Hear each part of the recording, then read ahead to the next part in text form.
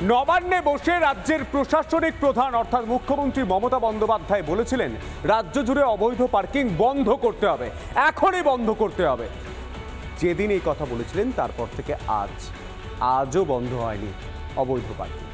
রাস্তা জুড়ে সারি দিয়ে দাঁড়িয়ে গাড়ি, অবৈধ পার্কিংয়ে ঢেকেছে পুরো শিলিগুড়ি শহর। রাস্তায় হাঁটাটাই এখন দুর্দায়, যেটা মুখ্যমন্ত্রী মমতা বন্দ্যোপাধ্যায় বলেছিলেন। যানবাহন চলাও দুষ্কর, এই কথাও বলেছিলেন মুখ্যমন্ত্রী।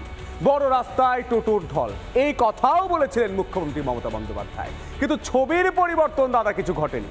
মমতা বন্দ্যোপাধ্যায় কবে বলেছিলেন, আজও ছবির পরিবর্তন ঘটেনি গোটা শিলিগুড়ি। দেখুন, রাস্তায় জল করছে নো পার্কিং এর বোর্ড। সেই বোর্ডের পাশেই দেদার গাড়ি পার্ক করা।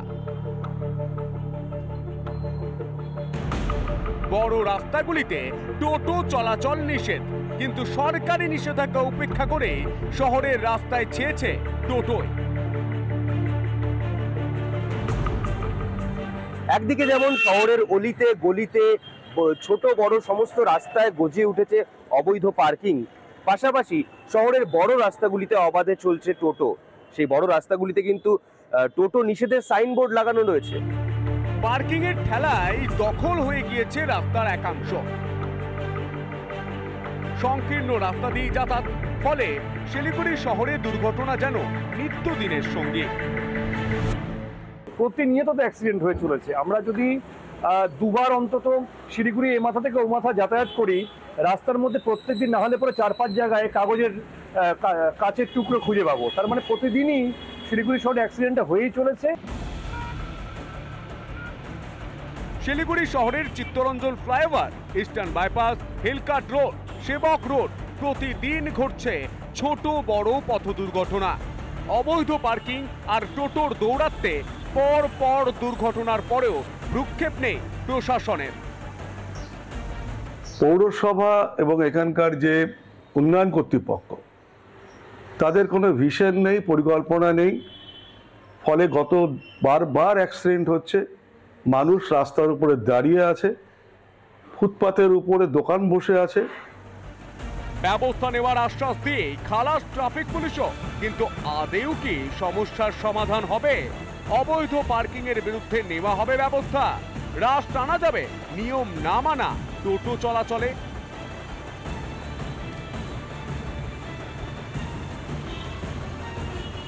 শিলিগুড়ি থেকে উন্মিলন সিনহার রিপোর্ট, রিপাবলিক বাংলা। সরকারি মেডিকেল কলেজ না সুইমিং পুলের ক্লাব বুঝতেই পারবেন না, ধরতেই পারবেন না দাদা। পুরো সরকারি মেডিকেল কলেজে জল থই থই করছে, ধরতেই পারবেন না এটা হাসপাতাল না সুইমিং ক্লাব, অর্থাৎ যেখানে সাঁতার কাটা হয়। 2 ঘন্টার বৃষ্টি, মাত্র 2 ঘন্টার বৃষ্টিতেই শনিবার বিকেল থেকে মালদার মেডিকেল কলেজে জল থই থই করছে, ভাসছে হাসপাতাল চত্বর। পা ডোবা জলে যাতায়াত রোগী ও রোগীর আত্মীয়দের, জমা জলে জরুরি পরিষেবা পেতে নাভিশ্বাস হাসপাতালে আসা রোগীদের। দেখুন,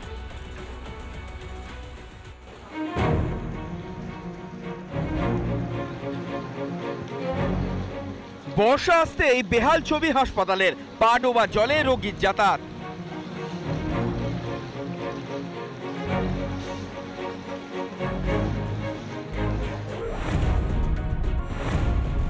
একদিকে যখন স্বাস্থ্যে অস্বাস্থ্যের ছবি রাজ্য জুড়ে, অসুস্থদের চিকিৎসা মেলে না সরকারি সুপার স্পেশালিটি হাসপাতালে, ঠিক তখনই মালদা মেডিকেল কলেজ ও হাসপাতালে ধরা পড়ল করুণ ছবি।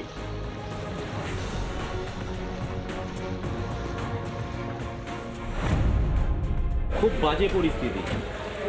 এই জল জমে আছে, বৃষ্টি হলেই স্বল্প বৃষ্টিতেই জল জমে যায়। সাধারণ মানুষ এবং পেশেন্টের দুর্গতির শেষ থাকে না। শুধু হাসপাতালের বাইরে নয়, ওয়ার্ডের ভিতরেও থই থই করছে জল। বাদ পড়েনি হাসপাতালের জরুরি বিভাগও। সামান নিতে যাচ্ছি তো জলের পা দিয়ে কাপড় তুলে কি করবো, আগে ঢুকানি। এই ছবি দেখেই হাসপাতাল পরিদর্শনে আসেন কৃষ্ণেন্দু নারায়ণ চৌধুরী।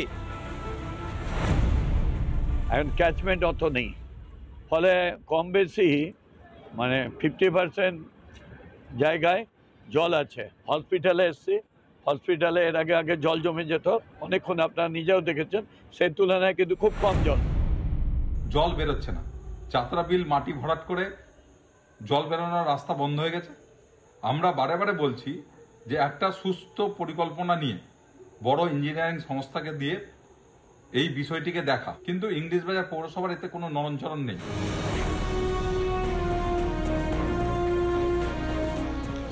মালদা থেকে দীপঙ্কর গোস্বামীর রিপোর্ট, রিপাবলিক বাংলা।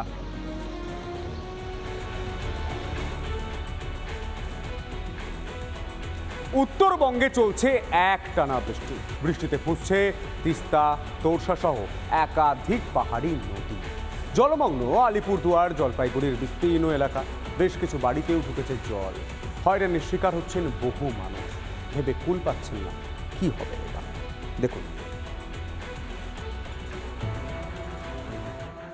উত্তরবঙ্গ জুড়ে লাগাতার বৃষ্টি, ফুলে ফেপে উঠেছে তিস্তা, মহানন্দা সহ একাধিক নদী। প্রায় প্রতিদিনই কোথাও না কোথাও নামছে ধস। শনিবারও কার্শিয়াংয়ের ৫৫ নম্বর জাতীয় সড়কে পাগলাঝোড়ার কাছে ধস নামে। ভুটান পাহাড়ে অবিরাম বৃষ্টি ও এলাকায় ভারী বর্ষণের ফলে কিন্তু বিভিন্ন নদীর কিন্তু জলস্তর বৃদ্ধি পেয়েছে। বর্তমানে আমরা রয়েছি তোরসা নদীর সামনে। এই কিন্তু জল বৃদ্ধি পেয়েছে, জলস্তর তোরসা, কালজানি সহ বিভিন্ন নদীর জলস্তর বৃদ্ধি পেয়েছে। টানা দুদিন বৃষ্টি, জল থই থই আলিপুরদুয়ারের বেশ কিছু এলাকা। মাদারিহাট জামতলায় রাস্তার উপর দিয়ে বইছে বাংলি নদীর জল। বেহাল নিকাশির কারণে জলমগ্ন বিস্তীর্ণ এলাকা।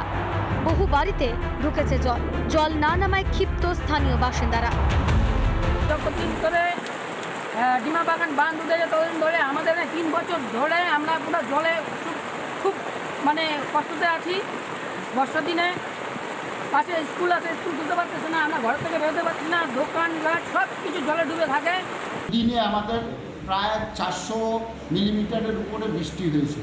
আপনারা যে সমস্ত নদী এলাকা, নদীর সাইডে যে লোল্যান্ড আছে সেই এলাকা ছাড়া আর আমাদের এক জায়গায় ডাউন আছে, সেই জায়গা ছাড়া সারা আলিপুরদুয়ারে কোথাও জল নেই। লাগাতার বৃষ্টি আর তার জেরে জলমগ্ন জলপাইগুড়ি পুরসভার একাধিক ওয়ার্ড। হয়রানির শিকার নিত্যযাত্রীরা। লাগাতার 48 ঘন্টা থেকে বৃষ্টির ফলেই কিন্তু এই জলমগ্ন অবস্থা জলপাইগুড়ি শহরের। পাশাপাশি এই বৃষ্টির ফলে কিন্তু জল বাড়তে শুরু করেছে করলা নদীর, তিস্তা নদী এবং জলঢাকা নদীরও। ইতিমধ্যেই তিস্তা নদীতে অসংরক্ষিত এলাকায়, তিস্তা এবং জলঢাকা দুটোতেই অসংরক্ষিত এলাকায় কিন্তু লাল সতর্কতা জারি করা হয়েছে। মোটের দিকে তাও ঠিক আছে, কিন্তু এই কাছাকাছি অনেক বেশি জল আর নোংরা জল, তো এর মধ্যে তো অনেক কিছু বিষাক্ত জোকও বেরোচ্ছে। প্রতি বছরই কি এই ভোগান্তি মোটামুটি থাকে, এবার বৃষ্টিটা একটু বেশি। দমোহনী থেকে বাংলাদেশ সীমান্তের মেখলিগঞ্জ পর্যন্ত লাল সতর্কতা জারি করেছে সেচ দপ্তর। পাশাপাশি জলঢাকা নদীর অসংরক্ষিত এলাকাতেও জারি করা হয়েছে সতর্কতা। নাগারে বৃষ্টিতে চিন্তা বাড়াচ্ছে ডুডুয়া। ভাঙন শুরু হয়েছে ডুডুয়া নদীতে। নদীর বুকে বিলীন হতে শুরু করেছে নদীর পাড়ের বিস্তীর্ণ এলাকা।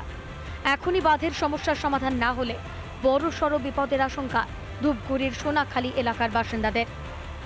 ডুডুয়া নদী পুরা ভাঙতেছে, বাড়ি আশেপাশে আছে, খুব চিন্তায় আছে আমরা। বাঁধ তো ভাঙিয়ে গেছে, একদম বাড়ির পাশে চলে আসছে, 10-12 ফুটের মতো আছে, তাহলে বাড়ি চলে যায়। যদি চলতে থাকে এভাবে তাহলে কি হবে পরিস্থিতি? তাহলে তো সব বাড়িঘর সব চলে যাবে নদীতে। আপনারা কি আতঙ্কে রয়েছেন? হ্যাঁ, আতঙ্কেই আছে। ভিটে বাটি হারানোর আতঙ্কে ঘুম উড়েছে সোনাখালীর বাসিন্দাদের। কবে হবে বাঁধ মেরামতি, সেদিকেই তাকিয়ে স্থানীয়রা। শুভাশিস বসাক, সুবীর এস ও সুদীপ চ্যাটার্জির রিপোর্ট, রিপাবলিক বাংলা।